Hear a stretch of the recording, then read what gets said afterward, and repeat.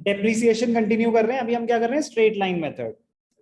On 1st April 2017 A Limited purchased a machine for rupees 2,40,000 and spent rupees 10,000 on its erection, installation, any expenditure incurred to bring the asset into its working condition is added to the cost of the asset। तो क्या बताया मैंने आपको, सबसे पहले आपको working note बनाना चाहिए। सबसे पहले क्या, परचेज ऑफ मशीनरी। कब कब बोलना चाहते हो कुछ? ठीक है। M1 कब खरीदी? 1st April 2017। Show the machinery account for the first 4 financial years after charging depreciation at 5% per annum straight line method। कुछ मेंशन नहीं है, तो बुक्स कब क्लोज होंगी? 31st March। तो 1st April 2017 M1 कब खरीदा? 1st April 2017। कौन से फाइनेंशियल ईयर में आता है? 17-18। Amount is 240 + 10 250,000। ठीक है, आगे पढ़ेंगे। On 1st October 2017 an additional machinery costing 1 lakh was purchased। 1st October 2017 M2 1st October 2017। ये भी कब आता है? 17-18। कितने की खरीदी? 1 lakh. 1st April 2017 2,50,000। 1st October 2017 1 lakh। 17-18 ठीक है। On 1st October 2019 the machine purchased on 1st April 2017 was sold। तो मैंने क्यों ये क्वेश्चन चूज करा? एक चीज मजेदार सीखेंगे हम, इजी है ये। अभी वो वाला स्टेज नहीं है जो मैं बोल रहा था ना कि मुश्किल कराना चाहता हूं, वो नहीं है, वो होगा पार्ट ऑफ द मशीनरी बेच रहे होंगे। इसमें हम क्या एडिशनल सीखेंगे? अगर एसेट साल के बीच में बेच रहे हैं तो क्या अलग हो जाएगा। लास्ट क्लास में मैंने क्वेश्चन करा के दिखाया था कि जिसमें 1st April को एसेट बेच रहे थे तो कोई एडिशनल डेप्रिसिएशन हमें कैलकुलेट नहीं करनी पड़ी। इसमें हम क्या सीख रहे हैं कि अगर साल के बीच में हम एसेट बेचेंगे तो एडिशनल डेप्रिसिएशन भी निकालनी पड़ेगी। कैसे निकालेंगे अभी आपको पता चल जाएगा, कोई ज्यादा अलग चीजें नहीं है। तो working note number 2, sale of machinery. क्या बेचा हमने? On 1st October the machinery purchase on 1st April 2017। ये हमेशा ध्यान रखना, जरूरी नहीं होता कि पहले फर्स्ट मशीन ही बेचेंगे, कभी कभी वो खेल जाते हैं आपके साथ और सेकंड मशीन बेच देते हैं। 1st October 2019, बड़ा मजेदार पॉइंट है ये। 1st October 2019 ये कब आता है? 1920 में। पहली कहानियां कब की थी? 17-18 में। उसके बाद बहुत कॉमन एरर होता है कि हम सोचते हैं कि ये तो 18-19 होगा और कर देते हैं 18-19 में ही। 18-19 में कुछ ना नया खरीदा ना ही कुछ बेचा। कब बेचा आपने? 1920 में जाके। ध्यान से देखना। नेक्स्ट, कितने का बेचा? 143।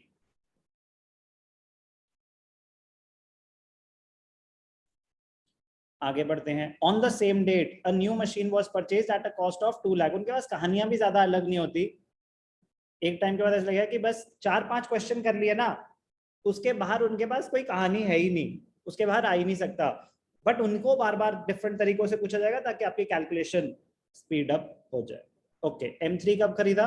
1st October 2019 which is 1920 which is purchase for 2 lakh, a new machine 2 lakh। अब ध्यान से देखना क्या हुआ, कहानी शुरू कर सकते हैं। Rate of depreciation is 5% straight line method.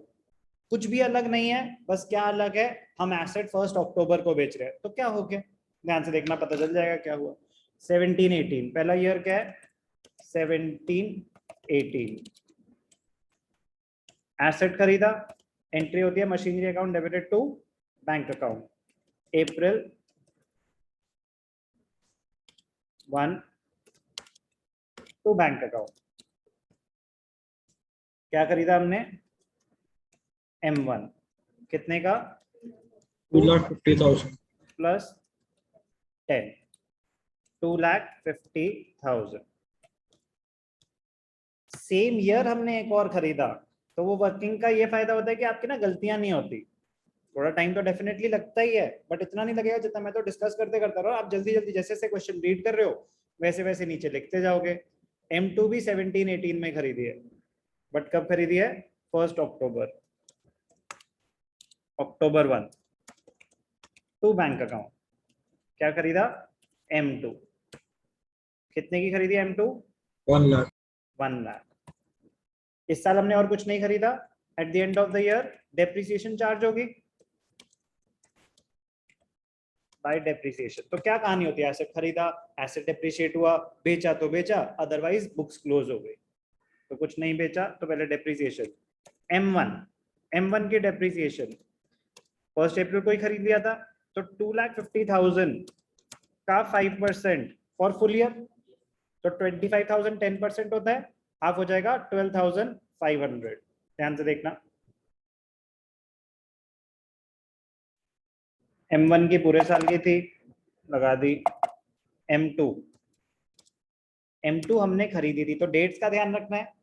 M2 हमने अक्टूबर में खरीदी थी, तो अक्टूबर में खरीदी थी तो रेट तो 5% ही है, बट अक्टूबर नवंबर दिसंबर जनवरी फरवरी मार्च, 1 लाख का 5% 5,000, 5,000 का हाफ 2,500।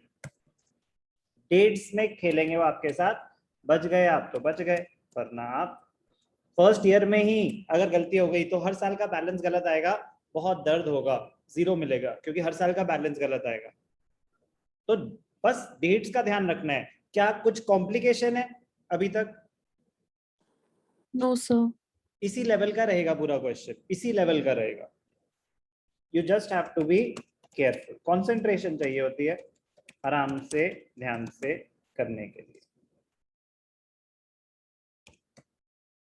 M1 2,50,000 का खरीदा था, कितनी डेप्रिसिएशन लग गई? 12,500, 2,37,500। M2 1 लाख का खरीदा था, 2,500 डेप्रिसिएशन लग गई, 97,500।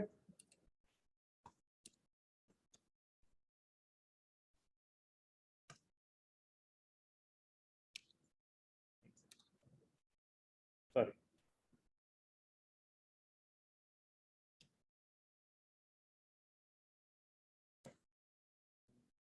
March 31st by balance carried down,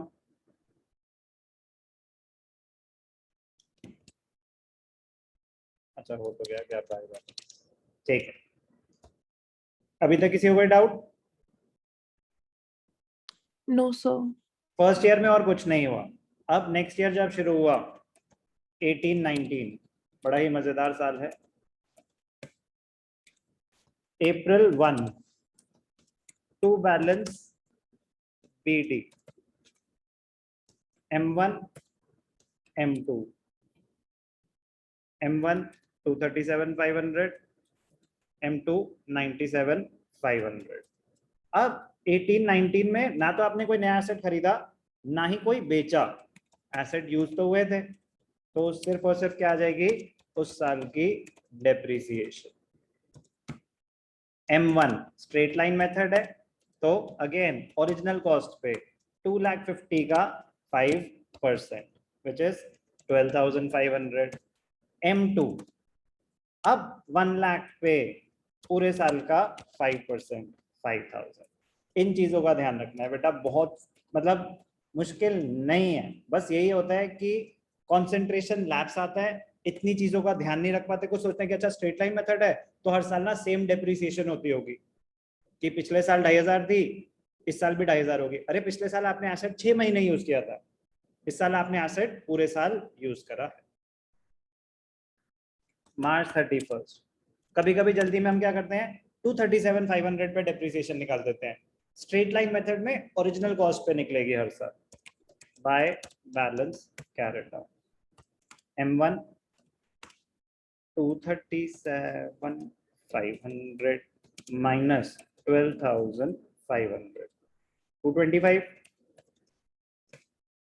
M2 97,500 minus 5,000 92,500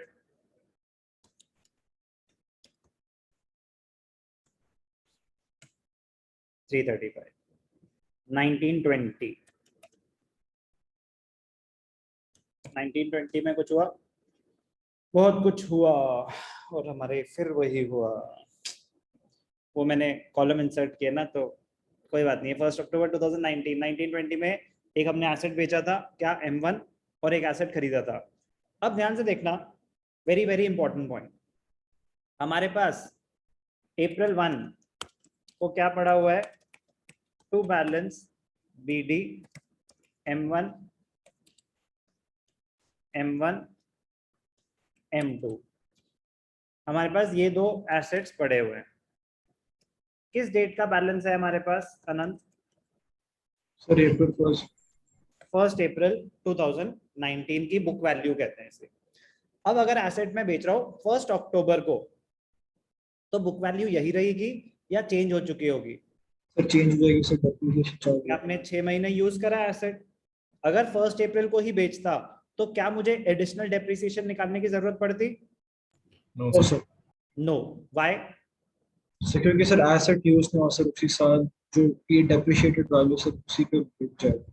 very good, क्योंकि डेप्रिशिएटेड वैल्यू ऑलरेडी गिवन है, क्योंकि मेरे पास on the date of sale book value जो होती है कि वैल्यू आफ्टर डेप्रिसिएशन, वो ऑलरेडी गिवन है, तो मुझे कोई एडिशनल डेप्रिसिएशन निकालने की जरूरत नहीं है।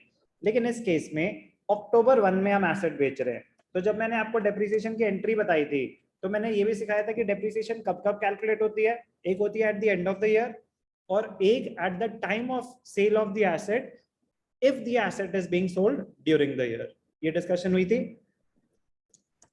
Yes, sir. Yes sir. तो बस वही अप्लाई हो रही है, अक्टूबर 1 बाय डेप्रिसिएशन। अब अक्टूबर 1 को जब हम डेप्रिसिएशन निकालेंगे, सारे एसेट्स की निकालेंगे या सिर्फ जो बेच रहे हैं उसकी? सर जो बेच रहे हैं। करेक्ट, बाकी तो पड़े हुए ना, वो at the end of the year ही निकलेंगे। तो M1 बेच रहे हैं, M1 कितने का था? 2,50,000, 5% उसकी डेप्रिसिएशन फॉर 6, तो 2,50,000 का 10% होता है 25,000, 25,000 का आधा 12,500, 12,500 का आधा 6,250। कोई भी doubt? Sir working capital sir. Okay, depreciation निकाल रहे हैं किस यस पे? M1 पे। यस M1 की वैल्यू क्या है? 250। Yes sir. Rate of depreciation क्या है? 5%। Yes sir. 1920 में कितने महीने के लिए हमने यूज करा? 6 months। तो 6 मंथ्स की डेप्रिसिएशन। ओके अब सर। मैं कह रहा हूँ कि कैलकुलेशन स्पीड कैसे बढ़ानी है। अब आपको निकालना है 5%, वो भी आधे साल का। आप ऐसा करो ना, 2,50,000 का 10% कितना होता है? 25,000। Yes sir. उसका हाफ हो जाएगा 5%, 12,500। Yes sir. उसका भी हाफ चाहिए, तो 6 मंथ का आ जाएगा 6,250। कोई डाउट? No sir. अब ध्यान से देखना, कैलकुलेशन ऑफ प्रॉफिट और loss, most important working note. ये बाकी जो वर्किंग नोट थे, ये तो आपके बस क्वेश्चन को गलत होने से बचाने के लिए है, उसमें कोई आप कैलकुलेशन थोड़ी ना कर रहे हो, आप बस इंफॉर्मेशन को ढंग से कॉपी कर रहे हो ताकि डेट्स की गलती ना हो। ऐसे क्वेश्चन, जो ये क्वेश्चन था ना, इसमें मैक्सिमम स्टूडेंट्स, अगर फर्स्ट टाइम में आपको देते थे ना, आप डेट्स की गलती करते ही करते, क्योंकि थोड़ा सा खेल गए वो कि 17-18 में 2 एसेट खरीदे, 18-19 में एक भी नहीं खरीदा, और फिर 19-20 में जाके बीच में बेच दिया। तो डेट्स लिखने से ईयर में कंफ्यूजन नहीं होती कि ये 17-18 में ही आएगा, चाहे बीच में आए या एंड में आए, वो तो बात की बात है, बट कौन से फाइनेंशियल ईयर में लाए करेगा, वो गलती नहीं होगी। तो कैलकुलेशन ऑफ प्रॉफिट और loss on sale of asset, book value, दो वैल्यू हमेशा लिख लिया करो। बुक वैल्यू ऑन 1 अक्टूबर 2019, 2,25,000 का आपने एसेट खरीदा था, 6,250 उस पीरियड की डेप्रिसिएशन, 2,25,000 तक की तो वैल्यू निकली हुई है, उस पीरियड की एडिशनल डेप्रिसिएशन हो गई 6,250, तो कितना हो गया 19, 2,18,750। किसी को कोई भी doubt? No, sir. No sir. Sale value आपने कितने का बेचा? 1,43,000 ना, जाने की जरूरत है, 143, ठीक है। तो कम में ही बेचा है तो लॉस है। 2,18,000 की चीज 1,43,000 में बेची तो क्या हुआ, 143 टू, चलो मतलब 57,000 तो यही हो गए। 57 प्लस 18 67 75 75 750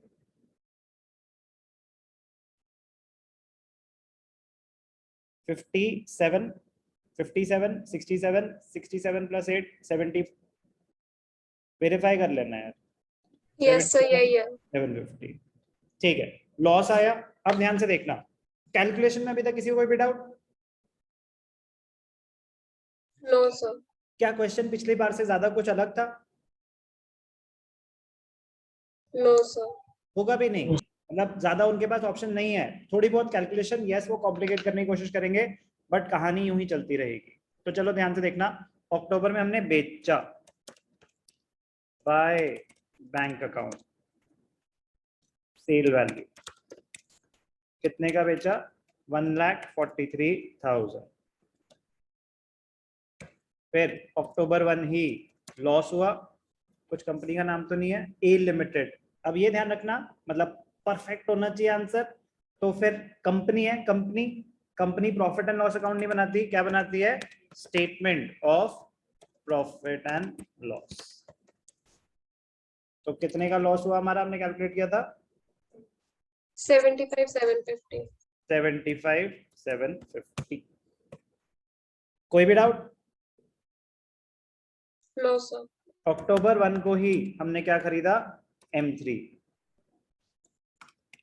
टू बैंक अकाउंट, ये इतना ऐसा, हाँ टू बैंक अकाउंट M3 कितने का खरीदा, 2 लाख का। सर बोलो बोलो जल्दी बोलो। सर अगर इसमें प्रॉफिट हुआ तो किधर दिखाते? Opposite side, okay sir, opposite side, वो to statement of profit and loss आता है, प्रॉफिट, ओके सर। ठीक है ना। अब ध्यान से देखना, अब ईयर एंड हो रहा है, ना तो कोई और एसेट खरीदा ना कोई एसेट बेचा, तो डेप्रिसिएशन M1 बिक चुका है, M2 के डेप्रिसिएशन, M2 के डेप्रिसिएशन 1 लाख का 5%, 5,000। M3 कितने का है, 2 लाख का 5% फॉर 6 मंथ्स। 2 लाख का 5%, 2 लाख का 10%, 20,000 5%, 10,000 10,000 का हाफ 5,000। ऐसे करेंगे तो जल्दी पहुंच पाएंगे बिना गलती करे।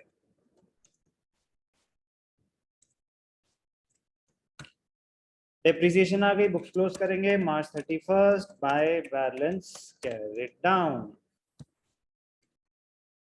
M1, oh sorry, M1 तो भगवान के पास है, M2 and M3। M2 is 92,500 minus 5,000, 87,500। M3 2 lakh minus 5,000, 1,95,000। अब काफी बच्चे सोचते हैं कि बस हो गया, सब कुछ तो हो गया, खरीद लिया बेच लिया, क्वेश्चन ओवर। क्वेश्चन बड़े ध्यान से पढ़ना चाहिए। Show the machinery account for the first 4 financial years. अभी हमने कितना दिखाया, 1 2 3, पिक्चर अभी बाकी है 2020-21। तो उस साल हमने कोई खरीदा बेचा नहीं, बट एसेट यूज तो हुआ है ना। To balance BT, M2 M3, M2 87,500, M3 1,95,000।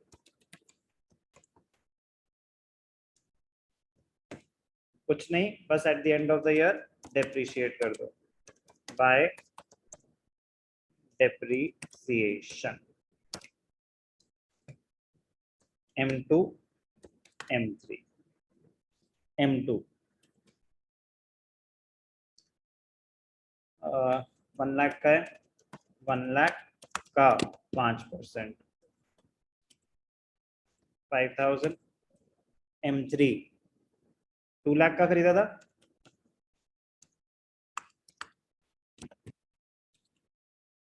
Calculation भर भर के हैं, बट कोई मुश्किल कैलकुलेशन नहीं है, कॉमन सेंस की बातें हैं. यस और नो?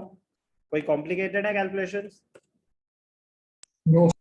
बहुत सारी है, आई अग्री, बट कॉम्प्लिकेटेड नहीं है, तो जस्ट बी केयरफुल.